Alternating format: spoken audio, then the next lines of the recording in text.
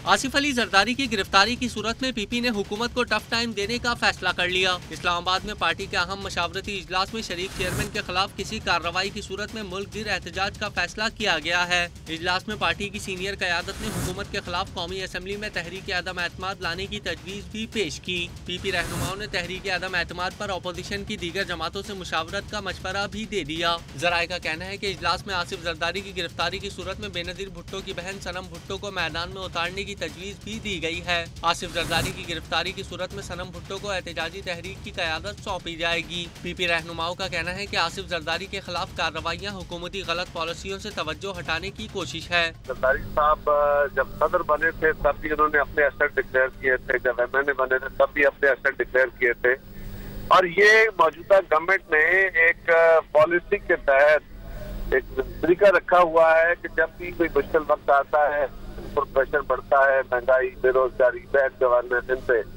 तो वो कोई इसी तरह की हरदा सराई कर देते हैं ताकि लोगों की तवज्जो उधर चली जाए। फवाद चौधरी ने बुध को आसिफ अली जरदारी पर अमेरिका में फ्लैट्स का मालिक होने का दावा किया था। वजीर इत्तलात का कहना था कि असासे छुपाने पर पीपी के शरीक चेयरमैन की नाअहली के लिए इलेक्शन कमीशन में रेफरेंस दायर किया जाएगा।